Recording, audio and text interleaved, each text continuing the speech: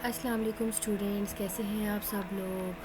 Hope so ठीक ठाक होंगे और प्रीवियस लेक्चर भी सुन रहे होंगे, बल्कि सुन चुके होंगे।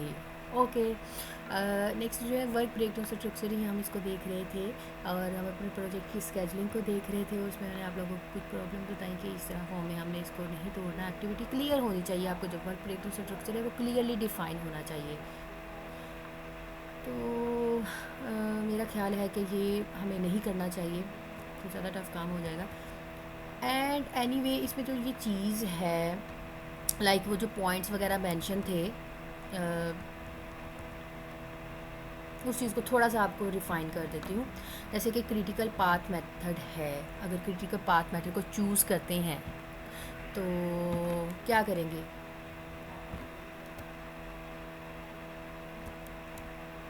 कि वो फर्दर आगे उसी चीज़ को एलैबोरेट किया हुआ है कि क्रिटिकल पाथ मेथड है तो मिनिमम टाइम रिक्वायर्ड मतलब एमटी से रिप्रेजेंट करेंगे। मतलब ये एब्रीवेशंस है। अब हमने चार्ट, अब हमने एक वर्क ब्रेकडाउन स्ट्रक्चर बनाना है, जिस फॉर्म में बनाना है, तो मिनिमम टाइम जो है कंप्लीट होगा, maximum time, all path start to finish सारा देखना है।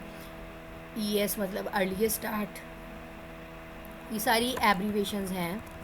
तो मतलब शॉर्टकट फॉर्म में हम यूज़ कर रहे हैं। ईएफ आपका फिनिश टाइम है एंड लेटेस्ट फिनिश क्या होगा, उसके बाद स्लेक टाइम क्या होगा, ठीक है जी। Least time EF equivalence to float time. तो ये सारी नीचे इसकी चार्ट बना होगा, तो हम इसको देख लेते हैं। तो यहाँ पे ये मेंशन है जो आपका क्रिटिकल टास्क होता है is one with the zero slack time, वो आपका ज़ीरो टाइम स्लैक से स्टार्ट होगा। Path start node finish node containing only critical task is called critical path.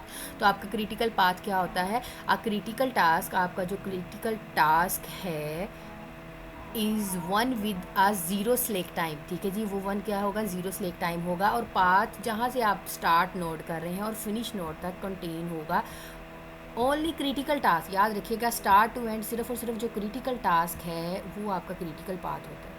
तो इस वाले जो MIS की प्रॉब्लम है वो डिफरेंट टास्क की, वो इस तरह आपकी फिगर के अंदर शो है। तो ये चीज़ें आप लोगों को बता दी हैं, ES EF LS LF और ST। देखिए शॉर्ट एब्रीवेशन बेटर होती है जब आपको पता चल जाता है। तो ऐसी में यही एब्रीवेशन है, हमें पता है इसका क्या मतलब है, तो ये यूज़ करनी चाहिए। टास्क है जी स्पेसिफिकेशन, डिज़ाइन, डाटाबेस डिज़ाइन, वही वाले जो टास्क है, इंटीग्रेटेड टेस्टिंग, यूज़र मैनुअल्स। और इसका ये बता रहे हैं कि अगर ये एस्टिमेशन इसका जो है वो ज़ीरो से स्टार्ट होगा ना, क्रिटिकल ज़ीरो से स्टार्ट हुआ, फिर उसके बाद डिपेंड कर रहा है बेस के ऊपर। तो जहाँ जहाँ पे आपका मतलब क्रिटिकल पाथ होगा हुज डोनेशन इक्वल एम्प्टी, वो आपके किसके टोटल नंबर ऑफ़ जो भी है आपके एम्प्टी के इक्वल होगा। तो एम्प्टी यहाँ पे आपको पता है, मैंने यहाँ पे बता दिया था, एम्प्टी आपका मिनिमम टाइम है, ठीक है। जो क्रिटिकल है वो आपका क्रिटिकल पाथ जो है वो आपके उसके इक्वल होगा एम्प्टी के ऊपर, मतलब मिनिमम टाइम के ऊपर। तो गैंट चार्ट है, Gantt chart are mainly use to allocate resource of activities. तो हम गैंट चार्ट में जो होती है ना रिसोर्सेज ऑफ एक्टिविटीज़ को एलाबोरेट करते हैं। तो रिसोर्सेज एलोकेट होती हैं आपकी, जिसमें आपका इंक्लूड हो रहा है स्टाफ, हार्डवेयर, सॉफ्टवेयर, ETC, हर चीज़ इसके अंदर आती है आपकी। स्टाफ कितना है, हार्डवेयर कितने लगेंगे, सॉफ्टवेयर कितने लगेंगे, ठीक है। तो इसमें प्रॉपर प्लानिंग होती है। गैंट चार्ट जो है वो आपका बार चार्ट होता है, बार चार्ट होता है, ठीक है। बार चार्ट मतलब इस तरह बार्स बने होते हैं, अप्स डाउन्स बार्स होते हैं। तो bars are show drawn along the time line, तो वो टाइम लाइन के अकॉर्डिंग होता है कि कितनी उसमें इम्प्रूवमेंट आई है, ठीक है जी। तो इसमें दो चीज़ें हैं, एक होता है आपका वाइट पार्ट और एक होता है आपका शेडेड पार्ट, ठीक है। तो गैंट चार्ट के अंदर दो दो पार्ट होते हैं, एक वाइट पार्ट होता है, एक शेडेड पार्ट होता है। तो shaded part of the bar shows the length of the time each task is estimate to take, मतलब आपका जो टाइम कंप्लीट हो रहा है, एक टास्क कंप्लीट हो रहा है, उसको एस्टिमेट किया जाता है, वो आपका शेडेड पार्ट से होगा, मतलब ये आप ओके है। तो white part shows the slack time. तो स्लेक टाइम क्या होता है, that is the latest time, जो आपका लेटेस्ट टाइम होता है are task must be finish. देखिए पहले तो आपने एस्टिमेट लगा लिया ना, वो शेडेड कर दिया कि आपके टाइम की, टास्क की इतनी लेंथ है, और आपका जो अब आप रन टाइम पे काम कर रहे हो, उसको वाइट पार्ट से रिप्रेजेंट करेंगी कि वो कितना लेटेस्ट टाइम लेगा इस टास्क को कंप्लीट होने में। तो गैंट चार्ट रिप्रेजेंट किया हुआ है, ये होता है आपका गैंट चार्ट, देख लें। Gantt chart representation of the MIS problem, के MIS प्रॉब्लम को सॉल्व करने के लिए हम गैंट चार्ट यूज़ करते हैं। तो इस तरह होता है बेटा, इसमें हम डेट्स मेंशन करते हैं और अपनी specification, database part, GUI part, code, GUI code, integration और टेस्टिंग अप्लाई करेंगे। देन देखिए सबसे एंड पे हम जो है वो राइट मैनुअल्स लिखते हैं, अपनी डॉक्यूमेंट्स को लिखते हैं। तो ये सारी चीज़ें आपने गैंट चार्ट में इस तरह ड्रा करनी होती है। देन आता है आपका पर्ट चार्ट। पर्ट चार्ट मतलब project evaluation and review technique. तो यहाँ पे अब उसकी एब्रीविएशन आ गई आपकी।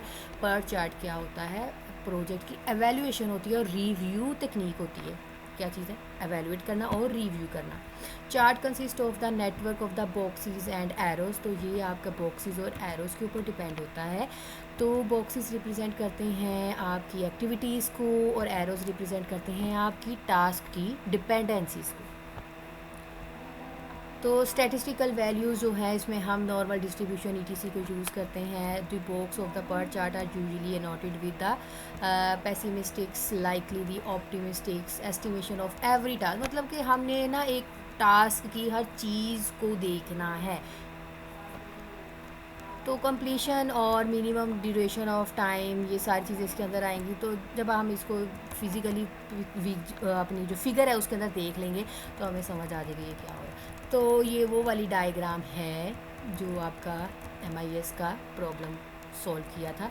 अब इसको देखिए बेटा, ज़्यादा इन्हांस किया है, आप खुद देख लो, स्पेसिफिकेशन में मेंशन हो गया है जो आपने अपनी ये आपका डेट्स भी हो सकती हैं, ठीक है, या आपकी जो फर्दर डिस्ट्रीब्यूशन है उस चीज़ की कि आपने एस्टिमेशन टाइम क्या लगाया है, ES, TS, MS, ये सारी चीज़ें इसके अंदर इंक्लूड हो रही हैं। ठीक है, अब यहाँ पे ज़्यादा क्लियर डिफाइन हो गया कि इस डेट को जो है ये काम कंप्लीट होगा या फिर इसका ये एस्टिमेशन टाइम है। ठीक है, तो ये देखिए मेंशन है जो आपकी गैंट चार्ट है, ये जो बॉक्सेस हैं ये आपकी एक्टिविटीज़ को रिप्रेजेंट करते हैं, ये जो आपके एरर्स हैं ये आपकी टाइम और मतलब उसकी टाइम को, ड्यूरेशन को रिप्रेजेंट कर रहे हैं। तो मैं यहाँ पे आप लोगों को ऑलरेडी बता दिया है कि आपकी जो एरर्स हैं वो टास्क की डिपेंडेंसी को क्या करें, रिप्रेजेंट करें। ओके जी स्टूडेंट्स, आप लोगों की प्रोसेस की स्केजुलिंग भी कंप्लीट हुई। तो हमने इसमें पर्ट चार्ट, गैंट चार्ट को देखा और एक और चीज़ थी आप लोगों की जिसमें मैंने आप लोगों को ये चीज़ बताई है कि क्रिटिकल पाथ मेथड क्या होता है, CPM क्या होता है। CPM ही जो है ये EF LF मतलब स्टार्ट कब है, एंड कब है, उसका क्रिटिकल पॉइंट क्या है, क्रिटिकल टास्क क्या है, जितने भी आपके सिलेक्ट टाइम है मतलब उसको रन टाइम जो काउंट हो रहा है, रन टाइम पे अभी एक्टिव है वो आपका पार्ट, ठीक है, विद 0 सिलेक्ट टाइम होगा। तो वहाँ से स्टार्ट होते हैं, स्टार्ट टू एंड नोट जो भी क्रिटिकल टास्क कंप्लीट हो रहा है उसको हम क्रिटिकल पाथ कहते हैं। ES EF LS LF ST आपने इसको अच्छे से देख लेना है। ये आपके टास्क होते हैं, ये आपकी जो सॉरी स्पेसिफिकेशन, डिज़ाइन, ये हमारे टास्क जो हर प्रोजेक्ट में होने ही होने यही टास्क होते हैं। ठीक है, और इसका सारे estimation time, ETC, last count, first count या लीस्ट काउंट जो भी है वो सारी इसके अंदर इन्वॉल्व होती है।